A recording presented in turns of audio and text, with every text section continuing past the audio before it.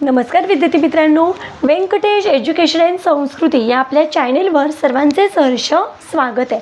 आजच्या व्हिडिओमध्ये आपण स्कॉलरशिप शिष्यवृत्ती परीक्षा इयत्ता 4थी विषय बुद्धिमत्ता चाचणी। आजच्या व्हिडिओमध्ये आपण 26 एप्रिल 2026चा गेस पेपर बघणार आहोत, विषय बुद्धिमत्ता चाचणी। या आधीच्या व्हिडिओमध्ये आपण मराठी, गणित आणि इंग्रजीचा गेस पेपर बघितलेला आहे, त्याची लिंक मी या व्हिडिओच्या डिस्क्रिप्शन बॉक्समध्ये दिलेली आहे। चला तर मग व्हिडिओला सुरुवात करूया। तत्पूर्वी नेहमीप्रमाणे व्हिडिओ आवडल्यास व्हिडिओला लाईक करा, आपल्या मित्रमैत्रिणींना शेअर करा, चॅनलवर नवीन असाल तर चॅनलला सबस्क्राईब करा। बघा, इथे आपल्याला पहिला प्रश्न असा विचारला आहे, या अक्षरांपासून एक अर्थपूर्ण शब्द तयार होतो, त्यातील किती क्रमांकांच्या अक्षरांपासून वजन या शब्दाचा अर्थाचा शब्द तयार होतो। मग बघा, इथे शब्द तयार होतो बाजार भाव। मग बघा, आपण इथे लिहून घेऊया बाजार भाव। वजन शब्दाचा अर्थ कुठे आहे तर भार म्हणजे वजन, भार। वजन या शब्दाचा अर्थ आहे भार। मग किती नंबरला आहे? 1 2 3 4, 4 आणि 3, पर्याय क्रमांक 3 हे आपल्या प्रश्नाचं योग्य उत्तर आहे। बघा, पुढचा प्रश्न अंकमाला दिलेली आहे आणि आपल्याला प्रश्न विचारला आहे, वरील अंकमालेत असे किती अंक आहेत की ज्यांच्या दोन्ही बाजूंना समान अंक आहे। मग बघा, आता बघा, इथे 4 हा अंक बघा, 4च्या डाव्या बाजूला पण 2 आहे आणि 4च्या उजव्या बाजूला पण 2 आहे, म्हणजे 4 हा एक अंक झाला, बरोबर आहे। त्याच्यानंतर बघा 2 हा अंक, इथे 3 3 आणि मध्ये म्हणजे दोन्ही बाजूला समान अंक। आता इथे बघा 1 अंक, दोन्ही बाजूला 2 आहे आणि मध्ये हा 1 आहे। आता बघा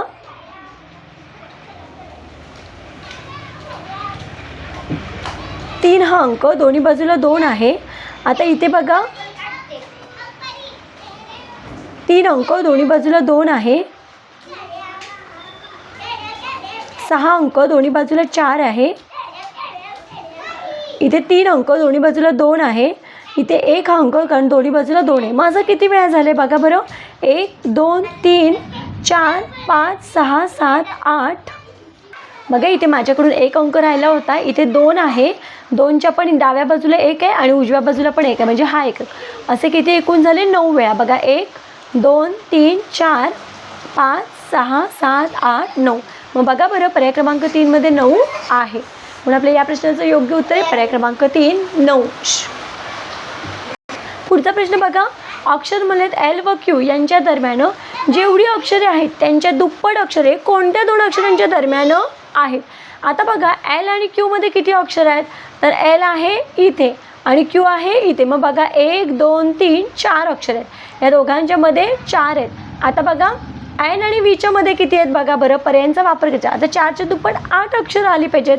मग N आणि V च्या मध्ये किती आहेत बघा, N कुठे आहे इथे आहे आणि V इथे। मग बघा 1 2 3 4 5 6 7, इथे 7 अक्षर आहेत। जी आर मध्ये बघा 1 2 3 4 5 6 7 8 9 10 अक्षर आहेत, इथे आहेत 10 अक्षरं। डी एम मध्ये डी इथे आहे 1 2 3 4 5 6 7 8, इथे बरोबर किती आहेत 8 आहेत। आणि इथे बघा ई जे मध्ये बघा 1 2 3 4, 4च अक्षर आहेत। मग 4च्या दुप्पट 8 अक्षरं डी आणि एम मध्ये आहेत, म्हणून आपल्या या प्रश्नाचं योग्य उत्तर आहे पर्याय क्रमांक 3। बघा, हे तीनही प्रश्न खूप सोपे होते, इथे काही कॅल्क्युलेशन करायचं नव्हतं, पण काय करायचं होतं, काळजीपूर्वक प्रश्न सोडवला असता तर आपल्या हा प्रश्न बरोबर आले येतातच। पुढचा प्रश्न बघूया। पुढचा प्रश्न बघा, मंगेश दीपालीपेक्षा उंच पण डिंपल इतका उंच नाही, दामिनी डिंपलपेक्षा उंच मात्र राणी इतकी नाही, उंच नाही, उंचीनुसार सर्वांचा उतरता क्रम लावल्यास तिसऱ्या क्रमांकावर कोण येईल।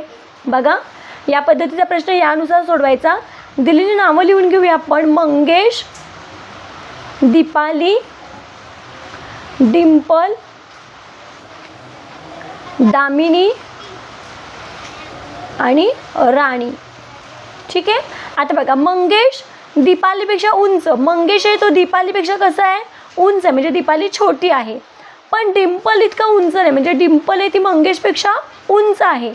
दामिनी डिंपलपेक्षा उंच मात्र राणी इतकी उंच नाही, म्हणजे डिंपलपेक्षा ही राणी काय आहे, सॉरी, डिंपलपेक्षा दामिनी उंच आहे आणि दामिनीपेक्षा राणी उंच आहे, मग आपल्याला असं विचारलं आहे उतरता क्रम लावल्यास. उतरता क्रम म्हणजे काय, सर्वात मोठा आधी. मग 1 नंबर, 2 नंबर, 3 नंबर, 4 नंबर आणि हे 5 नंबर. तिसऱ्या क्रमांकावर कोण आहे, डिंपल. म्हणून आपल्या इथे या प्रश्नाचं योग्य उत्तर काय, पर्याय क्रमांक 2 डिंपल. पुढचा प्रश्न बघा. नीलम आपल्या मुलीपेक्षा 25 वर्षांनी मोठी आहे. दोघींच्या वयांची बेरीज 49 वर्ष असल्यास नीलमच्या मुलीचे वय किती.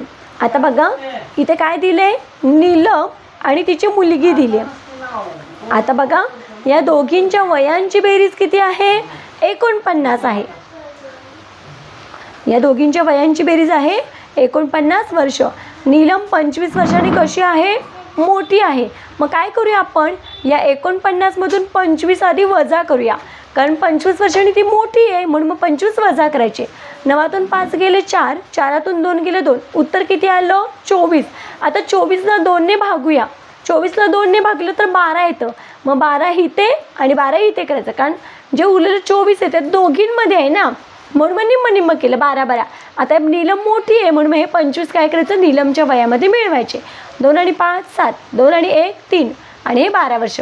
आता बघा नीलम आहे 37 वर्षाची आणि तिची मुलगी आहे 12 वर्षाची. मग बघा बरं 37 अधिक 12 जर यांची आपण बेरीज केली तर बरोबर किती येते, 49 वर्ष. म्हणून आपल्याला विचारलं आहे काय, नीलमच्या मुलीचं वय विचारलं आहे. मग नीलमच्या मुलीचं वय किती आहे, 12 वर्ष. पर्याय क्रमांक 3 हे आपल्या प्रश्नाचं योग्य उत्तर आहे. पुढचा प्रश्न बघा. मंगेशची मावशी संदीपच्या वडिलांची बहीण आहे, तर मंगेशचे संदीपशी असलेले नाते कोणते. आता बघा मंगेश म्हणजे आपण स्वतः आहोत असं थोडा वेळ मानायचं, ठीक आहे, आणि हा संदीप आहे, ठीक आहे. आता मंगेशची मावशी म्हणजे काय, आईची बहीण, तिला आपण काय म्हणतो, मावशी म्हणतो. आईच्या बहिणीला आपण काय म्हणतो, मावशी म्हणतो. ही जी व्यक्ती आहे ती कोण आहे, मंगेशची मावशी आहे, म्हणजे मंगेशच्या आईची बहीण, म्हणजे मंगेशची कोण आहे, ही मावशी आहे. आता बघा मंगेशची ही मावशी आहे, ती संदीपच्या वडिलांची बहीण आहे. आता हे कोण आहेत, संदीप, आणि संदीपचे हे कोण आहेत, वडील आहेत, आणि ही वडिलांची कोण आहे, बहीण आहे. आता बघा तुमच्या एक लक्षात आलं का, की हे बघा आई, ही आणि हे वडील, हे तिघं बहीण भावंड आहेत, बरोबर आहेत. मग आपल्याला माहिती आहे आईच्या बहिणीला आपण मावशी म्हणतो आणि वडिलांच्या बहिणीला आपण काय म्हणतो, आत्या म्हणतो. म्हणजे संदीपची जी ही कोण आहे, आत्या आहे. आता बघा जर मंगेशची मावशी संदीपची आत्या असेल तर मंगेशची आईसुद्धा संदीपची कोण असणार आहे, आत्याच असणार आहे, कारण या दोघी कोण आहेत, बहिणी आहेत, आणि या 2 बहिणींचा हा कोण आहे, भाऊ आहे. मग बघा आईचा हा भाऊ आहे म्हणजे मंगेशचा हा कोण आहे, मामा आहे, आणि संदीपची ही कोण आहे, आत्या आहे. आता बघा काय विचारले, मंगेशसाठी संदीप कोण झाला, मामे भाऊ झाला. हा कोण आहे, मामे भाऊ, आणि ह्याची आत्याचा हा मुलगा म्हणजे मंगेश हा कोण झाला, आत्ते भाऊ झाला. हे तर आपण आधी असं लिहून घ्यायचं. आता बघा विचारलंय काय, मंगेशचे संदीपशी असलेले नाते काय. मग मंगेशचे संदीपशी असलेले नाते काय, म्हणजे मंगेशचं विचारले. मग मंगेश कोण आहे, आत्ते भाऊ आहे. मग बघा मंगेशचे संदीपशी असलेले नाते काय, तर संदीप कोण आहे, त्याचा मामे भाऊ. म्हणून मग उत्तर आहे पर्याय क्रमांक 2 मामे भाऊ. बघा पुढचा प्रश्न. खालील प्रश्न आकृती आरशासमोर धरल्यास तिची प्रतिमा कशी दिसेल हे दिलेल्या पर्यायातून शोधायचं आहे. मग बघा आपल्याला माहिती आहे आरशातली प्रतिमा डावी बाजू उजवीकडे जाते आणि उजवी बाजू डावीकडे. मग इथे आरशातली प्रतिमा आहे पर्याय क्रमांक 2 मधलं. आपण आरशातली आणि पाण्यातली प्रतिमा या आधीच्या म्हणजे आपल्या चॅनलवर त्याचा सेपरेट व्हिडिओ केलेला आहे, तो तुम्ही बघू शकता. बघा पाण्यातल्या पृष्ठभागावर उभी केली तर तिचे पाण्यातील प्रतिबिंब कसं दिसेल. आपल्याला माहिती आहे पाण्यामधलं प्रतिबिंब कसं दिसतं, तर वरचा पृष्ठभाग खाली आणि खालचा पृष्ठभाग वर दिसतो. मग बघा इथे या आकृतीचं कसं येईल, तर पाण्यातली प्रतिमा येणार आहे पर्याय क्रमांक 4. पुढचा प्रश्न बघा. प्रश्न आकृतीशी तंतोतंत जुळणारी आकृती पर्यायातून शोधायची आहे. मग बघा सेम अशी आकृती आपल्याला कुठे दिसते, तर बघा हे येणार नाही आणि हे पण येणार कारण इथे डबल आहे. राहिला प्रश्न या दोघांचा, तर बघा इथे मध्ये असा छोटा गोल नाही आहे, त्याच्यामुळे अशी आकृती कुठे दिसते, पर्याय क्रमांक 3 मध्ये. पुढचा प्रश्न बघा. कृष्ण जन्म या शब्दात किती जोडाक्षरे आहेत. मग बघा आपल्याला माहिती आहे खाली रफार असेल तर तो जोडशब्द धरला जात नाही. मग इथे श्न आणि नला म जुळले मग 1 2 2 जोडाक्षर आहेत म्हणून आपलं इथे उत्तर आहे पर्याय क्रमांक 2. पुढचा प्रश्न बघा, वरील संख्या मालिकेतील किती संख्यांच्या अंकांची बेरीज 9 येते. मग बघा 7 आणि 2 9, 5 आणि 4 9, 2 आणि 7 9, 6 आणि 3 9, 8 आणि 1 9, 9 आणि 0 9, 3 आणि 6 9, 4 आणि 5 9, 3 आणि 6 9, 7 आणि 2 9. मग अशा किती संख्या आहेत बघा, 1 2 3 4 5 6 7 8 9 10. मग 10 कुठे आहे, पर्याय क्रमांक 3 मध्ये. म्हणून आपल्या या प्रश्नाचं योग्य उत्तर आहे पर्याय क्रमांक 3. पुढचा प्रश्न, अक्षरमालिकेत यच या अक्षराच्या डावीकडील चौथ्या अक्षराचा अक्षरमालेच्या उजवीकडून कितवा क्रमांक येईल. मग यच हे अक्षर बघा आधी डावीकडून कितवा आहे, यच या अक्षराच्या डावीकडील चौथ्या अक्षराचा. मग एचच्या डावीकडचं म्हणजे इकडचं. मग 1 2 3 4 कोणतं अक्षर आहे, डी आहे. मग याचा उजवीकडून कितवा क्रमांक आहे, 5 10 15 20 21 22. मग उत्तर आहे पर्याय क्रमांक 3 22वा. पुढचा प्रश्न बघा, बुद्धिमत्ता विषयात अभयला 44 गुण मिळाले. बघा हा अभय आहे, अभयला किती गुण मिळाले, 44 गुण मिळाले. निखिलला निखिलला त्यापेक्षा 8 गुण कमी मिळाले. म्हणजे याच्यापेक्षा 8 गुण निखिलला कमी मिळाले. म्हणजेच किती मिळाले, 36 मिळाले. कीर्तीला निखिलपेक्षा 12 गुण जास्त मिळाले. कीर्तीला निखिलपेक्षा 12 गुण जास्त म्हणजे 36 अधिक 12, 6 आणि 2 8, 3 आणि 1 4 48. प्रथमेशला अभयपेक्षा 4 गुण कमी मिळाले. आता हा प्रथमेशला अभयपेक्षा 4 गुण कमी मिळालेत. अभयला आहेत 44, 4 गुण कमी म्हणजे किती, 40 मिळाले. यावरून सर्वात कमी गुण कोणाला मिळाले. व सर्वात कमी गुणाले आहेत तर 36 निखिलला आहेत. म्हणून आपल्या या प्रश्नाचं योग्य उत्तर आहे पर्याय क्रमांक 3 निखिल. पुढचा प्रश्न बघा, अभिनव शाळेच्या वार्षिक महोत्सवात सोमवारपासून 5 दिवस विविध स्पर्धा व कार्यक्रम होते. महोत्सवाची सुरुवात क्रीडा स्पर्धेने झाली. तिसऱ्या दिवशी वादविवाद स्पर्धा होत्या. शेवटच्या दिवशी सांस्कृतिक स्पर्धा झाल्या. इतर दिवशी बौद्धिक व पाठांतर स्पर्धा झाल्या. तर पाठांतर स्पर्धा कोणत्या वारी झाल्या. दिलेल्या माहितीनुसार सोमवारपासून स्पर्धा सुरू झाल्या. 5 दिवस स्पर्धा होत्या. मग पहिला सोमवार, त्याच्यानंतर मंगळवार, बुधवार, गुरुवार 4था आणि शुक्रवार 5वा. ठीक आहे, 1 2 3 4 5. सोमवारी कोणती काय सांगितलं, महोत्सवाची सुरुवात क्रीडा स्पर्धेने झाली. म्हणजे पहिल्यांदा काय झाल्या, क्रीडा स्पर्धा झाल्या. त्याच्यानंतर काय सांगितलं, तिसऱ्या दिवशी वादविवाद स्पर्धा. मग तिसरा दिवस म्हणजे बुधवार, वादविवाद स्पर्धा. त्याच्यानंतर शेवटच्या दिवशी सांस्कृतिक स्पर्धा. शेवटच्या दिवशी सांस्कृतिक स्पर्धा. ठीक आहे. आता इतर दिवशी बौद्धिक व पाठांतर. राहिला मंगळवार आणि गुरुवार, बौद्धिक आणि पाठांतर. मग या पाठांतर स्पर्धा कोणत्या वारी झाल्या असतील. मग बघा एकतर मंगळवार किंवा गुरुवार उत्तर येईल. मग इथे बघा मंगळवार किंवा गुरुवार. मग आता बघा ह्याच्यामध्ये मंगळवार पर्याय आहे पण गुरुवार आहे का, नाही आहे. म्हणजे मंगळवारी काय, पाठांतर स्पर्धा आणि बौद्धिक इथे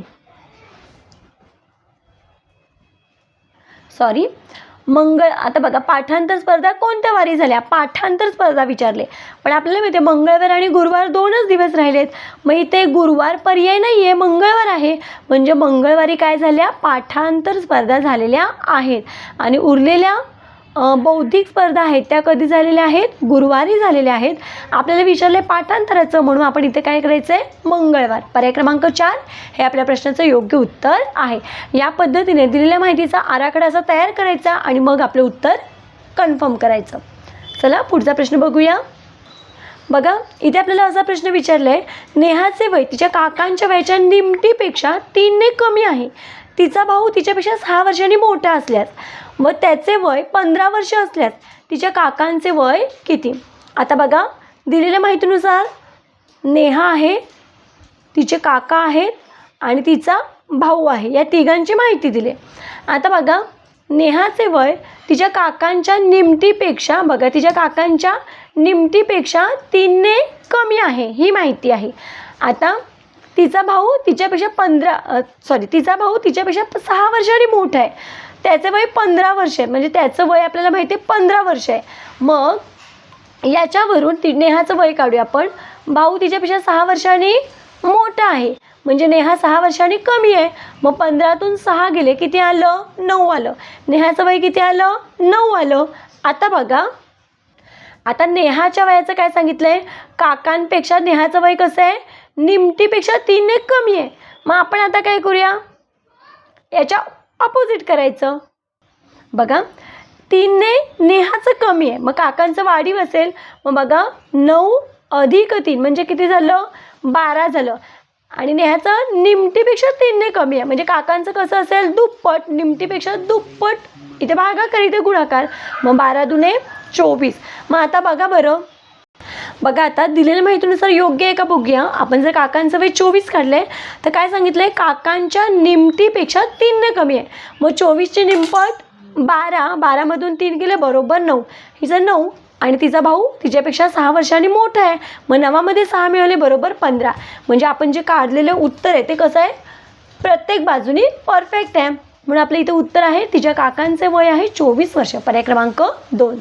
बघा, इथे आपल्याला असा प्रश्न दिला आहे. खालील प्रश्नात पहिल्या 2 पदात जो संबंध आहे तो संबंध शेवटच्या पदात आहे. शेवटच्या 2 पदांमध्ये.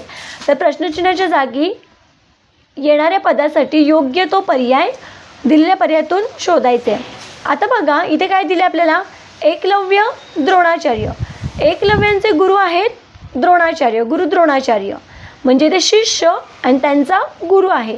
आता ते संत ज्ञानेश्वर आहेत, मग ज्ञानेश्वरांचे गुरु आहेत संत निवृत्तीनाथ. हे त्यांचे भाऊ होते, पण त्यांनी भावालाच काय केलं होतं? आपला गुरु मानलं होतं.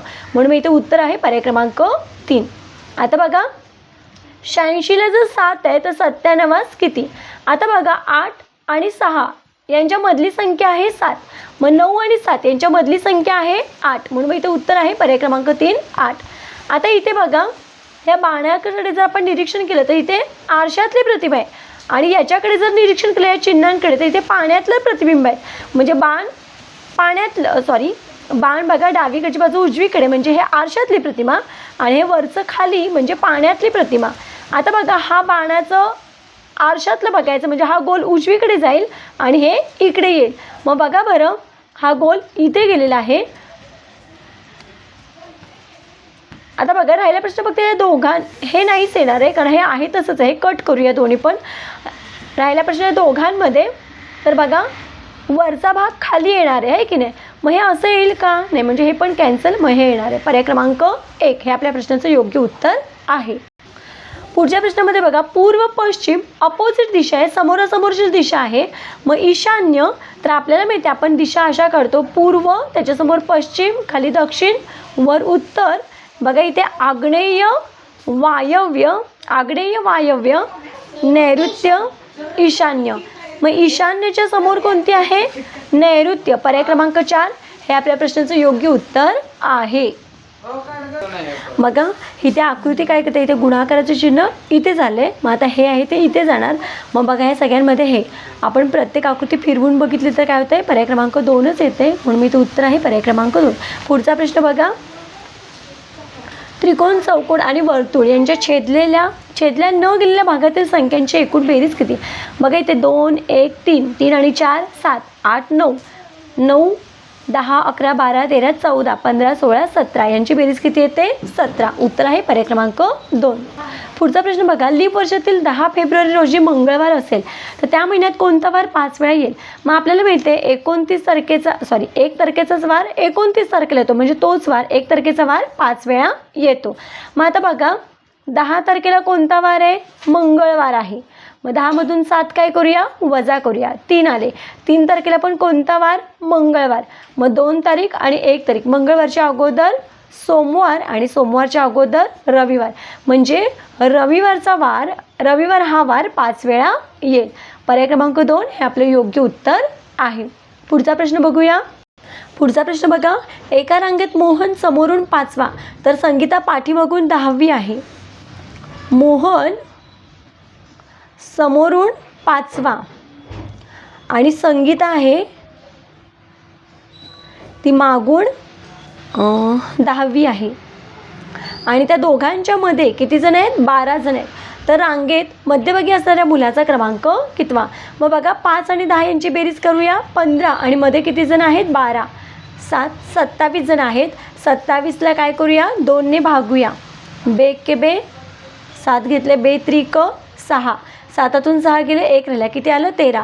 मग हे 30 लाईन मी परत काढते. भागाकाराला आहे 13, बाकी राहिले 1. म्हणजे बघा त्याच्या जो मधला मुलगा आहे त्याच्या पुढे 13 जण आहेत आणि त्याच्या मागे 13 जण आहेत आणि हा मधला. मग 13 आणि 13 26 आणि हे एक बरोबर 27. बरोबर रांगेमध्ये 27 जण आहेत जे की आपण काढलं होतं. आता मधल्या मुलाचा क्रमांक विचारला आहे. मग 13च्या नंतर 14. मग मधल्या मुलाचा क्रमांक कितवा आहे? 14वा. पर्याय क्रमांक 3 हे आपल्या प्रश्नाचं योग्य उत्तर आहे. पुढचा प्रश्न बघा. सोबतच्या आकृतीत दाखवल्याप्रमाणे मयूरला किरणकडे जाताना त्याचं तोंड किती वेळा दक्षिणेकडे होईल? आता मयूरला किरणकडे जायचं आहे, मग त्याचं तोंड किती वेळा दक्षिणेकडे होईल असं विचारलं आहे. मग दक्षिण म्हणजे खालची बाजू आहे की नाही इथली. मग बघा एकदा, हे एकदा, परत असं वर आडवं खाली, इथे 2 वेळा, परत हे वर आहे आणि इथे 3 वेळा. मग इथे 1 2 3. पर्याय क्रमांक 4 हे आपल्या प्रश्नाचं योग्य उत्तर आहे. बघा या पद्धतीने आपण आजच्या व्हिडिओमध्ये पहिले 25 प्रश्न स्पष्टीकरणाचे सोडवून घेतलेले आहेत. आशा करते आपल्या सर्वांना व्हिडिओ आवडला असेल. व्हिडिओ आवडल्यास व्हिडिओला लाईक करा, आपल्या मित्रमैत्रिणींना शेअर करा आणि या प्रश्नांची जास्तीत जास्त प्रॅक्टिस करा. तुम्हा सर्वांना परीक्षेसाठी आपल्या या चॅनलकडून खूप खूप शुभेच्छा. व्हिडिओ आवडल्यास लाईक, शेअर, सबस्क्राईब. आजचा व्हिडिओ कसा वाटला ते कमेंटमध्ये नक्की सांगा. भेटूया पुढच्या व्हिडिओमध्ये. तोपर्यंत नमस्कार. थँक्यू.